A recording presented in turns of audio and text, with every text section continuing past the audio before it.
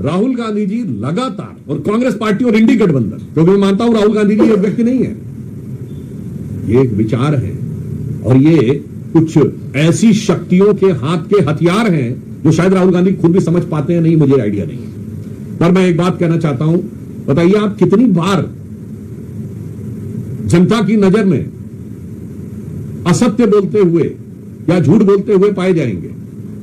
जब बयान आया था कि भारत के, मैं अभी से शुरू करता हूं और आपको केवल कुछ उदाहरण देता हूं, देश की जनता अपने आप इस पर निर्णय ले। अभी भारत के एयरफोर्स चीफ ने कहा कि हमने 6 विमान गिराए थे। ये क्या बोले थे कि भारत के कितने विमान गिरे? आज साबित हो गया एयरफोर्स चीफ के बाद यह इस मामले में झूठे साबित हुए।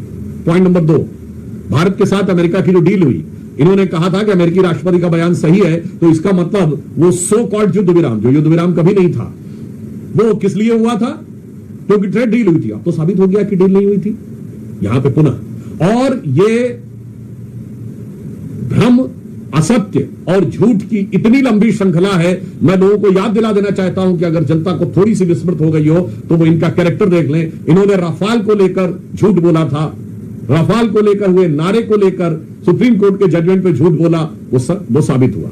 इन्होंने कहा था LIC बर्बाद हो गया, LIC को पिछले साल 44,000 करोड़ का फायदा हुआ है। इन्होंने कहा था स्टेट बैंक बर्बाद हो गया, याद करिए 77,000 करोड़ का फायदा है। इन्होंने कहा था HAL बर्बाद हो गया, HAL को 8,000 करोड़ का फायदा हुआ है और 81,000 करोड़ के उनके पाइपलाइन में, which is an all time high. यानी जिसके लिए आपने कहा कि ये बर्बाद हो गया है वो सब ऑल टाइम हाई है।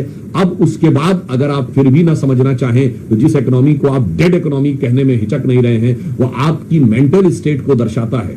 और भारत के बारे में जो इन्होंने सेना के बारे में कहा, एयरफोर्स के बारे में कहा, आर्मी के बारे में कहा, HAL के बारे में कहा, LIC के बारे में कहा, SBI के बारे में कहा और हाल ही में ऑपरेशन सिंदूर के बारे में जो कुछ कहा वो निरंतर असत्य और झूठ साबित हुआ।